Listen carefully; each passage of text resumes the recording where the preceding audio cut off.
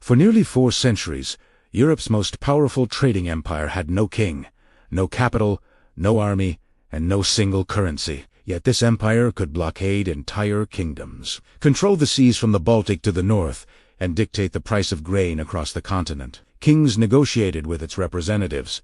Armies retreated rather than face its economic wrath. Cities paid tribute just to be included in its network. But if you had walked through the streets of its most important city, you would have found no royal palace, no central government, no throne. This was an empire built not on conquest, but on cargo, not on armies, but on agreements. The Hanseatic League was a ghost structure, a network so powerful that it shaped the destiny of Northern Europe, yet so invisible that it barely left a mark on maps. How did a loose association of independent merchants, with no central authority or formal state, build an empire that kings themselves had to negotiate with? To unswear that, we have to go back to the 13th century, to a time when Northern Europe was a frontier of small ports, dangerous seas, and fragmented power. German merchants trading in the Baltic and North Seas faced a constant threat: pirates, rival traders, and arbitrary local rulers who could seize goods on a whim. These merchants began forming informal alliances for protection,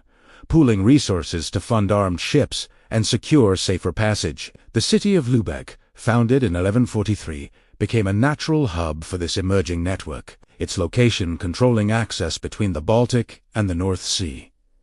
Soon, Lübeck and Hamburg formed a partnership, agreeing to protect each other's traders and standardize their legal practices in foreign ports. Other cities saw the advantage. Cologne, Bremen, Danzig, Regawan. By one, they joined what was becoming a league of trading cities. There was no grand founding document, no single moment of creation. The league simply grew, like a commercial organism adapting to its environment. By the 14th century, this loose network had solidified into something unprecedented.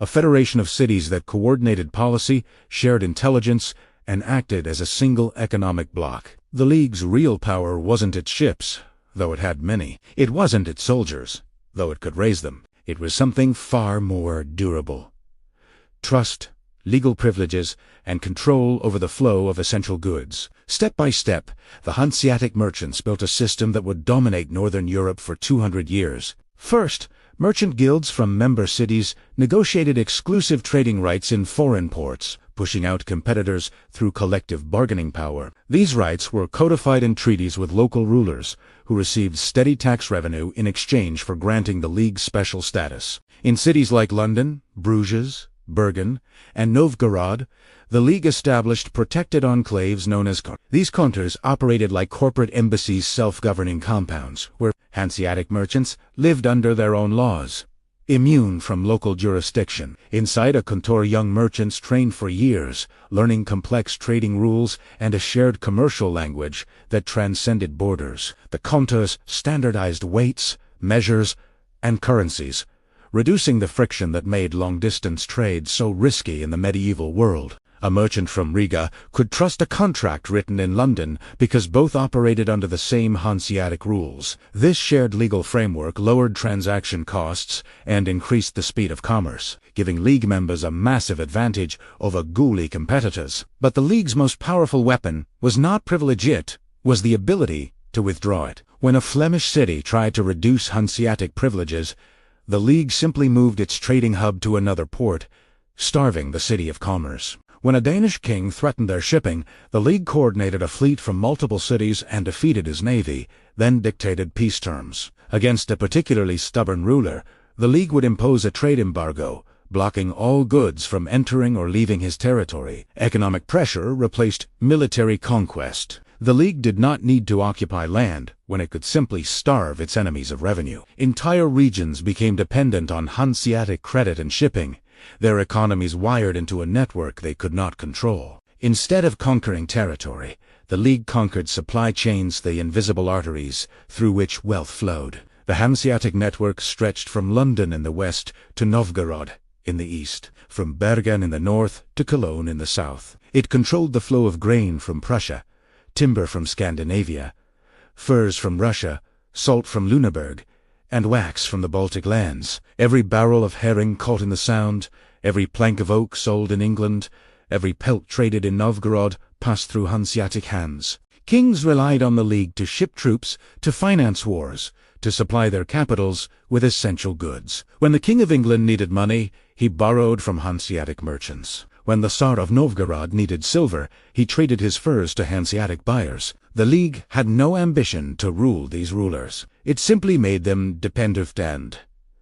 Dependence is a form of power, but the same structure that made the League strong also contained the seeds of its fragility. The League was a network of equals, not a hierarchy. Decisions required consensus among dozens of proud, independent cities. When a member city acted against League policy, there was no central authority to compel obedience, only persuasion or expulsion. This decentralization worked brilliantly in a fragmented medieval world where no single power could challenge the network. But as the 15th century gave way to the 6th, the world began to centralize around a new kind of institution. The nation, England, Denmark, Poland, and other kingdoms began consolidating power, building national navies, and asserting control over their own merchants. The English crown chartered its own company of merchant adventurers, granting them privileges previously held by the Hanse. The Dutch developed more efficient ships and financial instruments, undercutting Hanseatic shipping with lower costs and better technology. One by one, the League's privileges were revoked. Its kontors closed. Its cities, once united, began competing against each other rather than cooperating. The last official Hanseatic Diet met in 1669.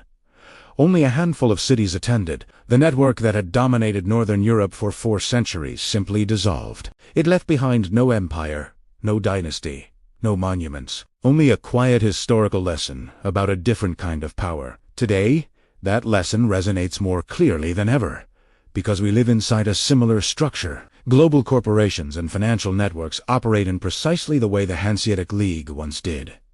Borderless, decentralized, and often more powerful than the governments that host them. A modern multinational does not need to conquer a country to control its economy. It needs only to own its supply chains. A tech platform does not need an army to shape political discourse. It needs only to control the algorithm through which information flows. A financial institution does not need a king's decree to dictate policy. It needs only to manage the debt on which governments depend. These modern networks have no single headquarters, no easily targeted capital, no throne that can be captured or king who can be overthrown. They exist as structures of incentive, agreement, and dependency, just as the League did. When a corporation threatens to move production elsewhere, it imposes a trade embargo more effectively than any medieval fleet. When a platform changes its terms of service, it rewrites the rules of commerce for millions of users who have no alternative. When a creditor nation accumulates another's debt,